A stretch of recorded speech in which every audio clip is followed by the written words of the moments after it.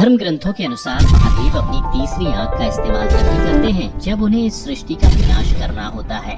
जानते हैं कि भगवान शिव की ये तीसरी आंख कैसे और उन्हें कब मिली। महाभारत के छठे खंड के अनुशासन पर्व में वर्णित एक कथा के अनुसार एक बार देवों के देव महादेव हिमालय पर्वत पर देवता, ऋषि मुनियों और ज्ञानी लोगों के साथ एक सभा में व्यस्त थे।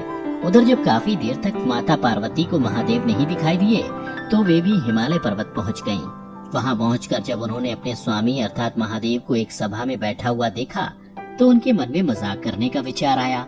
फिर क्या था, वो चुपके से महादेव के पीछे गईं और अपने दोनों हाथों से उनकी आंखें बंद कर दी। मित्रों, यहाँ आपको बता दूं कि पुराणों में महादेव के एक आंख को सूर्य तो दूसरी आंख को चंद्रमा बताया गया है, जिसकी वजह से जब माता पार्वती ने भगवान शिव की दोनों आंखें बंद कर दी तो पूरी सृष्टि में अंधेरा छा गया, जिसकी वजह से हाहाकार मच गया और जीव जंतु छटपटाने लगे।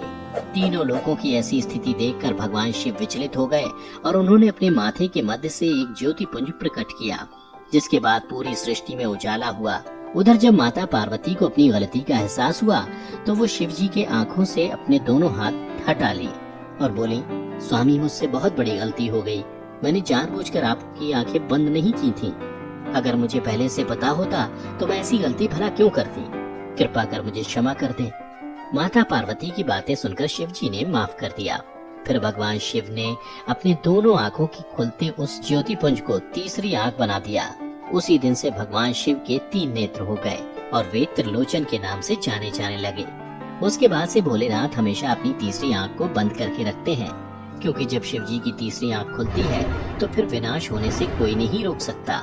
भोलेनाथ ने जब जब अपनी तीसरी आंख खोली है तब तब सृष्टि का विनाश हुआ है। या फिर ये भी कहा जा सकता है कि भगवान शिव अपनी तीसरी आंख अधिक क्रोधित होने पर ही खोलते हैं। पौराणिक कथा की माने तो एक बार दक्ष प्रजापति ने भव्य हवन का आयोजन किया।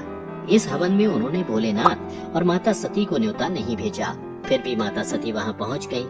हवन के दौरान वहां देवों के देव महादेव का अपमान किया गया। तब पति का अपमान होता देख माता सती उसे सहन न कर सकी और उन्होंने आत्मदाह कर लिया। इस घटना के चलते भोलेनाथ इतने टूट गए कि वो वर्षों तक घोर तपस्या में लीन हो गए।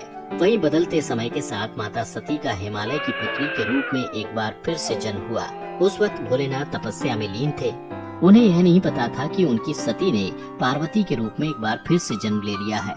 सभी देवी देवता भी भोलेनाथ और माता पार्वती का मिलन करवाना चाहते थे, लेकिन लगातार उनके सभी प्रयास विफल साबित हो रहे थे। अंत में हार मानकर देवताओं ने भगवान कामदेव की मदद ली। कामदेव ने अलग अलग तरीकों से भगवान शिव का ध्यान तोड़ने की कोशिश की, लेकिन उनको भी निराशा ही हाथ लगी। तमाम कोशिशों के बाद भी जब सफलता नहीं मिली, फिर कामदेव ने एक आम के पेड़ के पीछे से पुष्प बाण चलाया, जो सीधे भोलेनाथ के हृदय में जाकर लगा और उनका ध्यान भंग हो गया।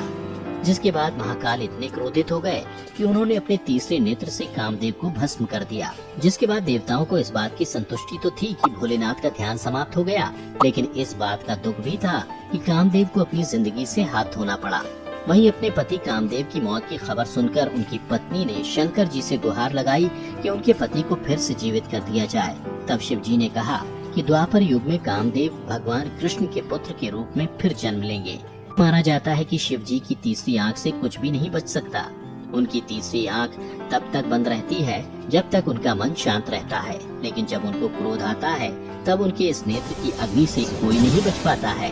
बता दें, शिव जी की तीनों आंखों में अलग अलग गुण रहते हैं, जिसमें दाएं नेत्र सत्वगुण और बाएं नेत्र रजोगुण और तीसरे नेत्र में तमोगुण का वास है।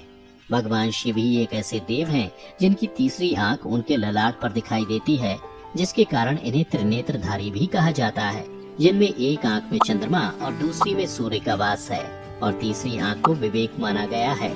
शिव जी के मस्तक पर दोनों भुवों के मध्य विराजमान उनका तीसरा नेत्र उनकी एक विशिष्ट पहचान बनाता है।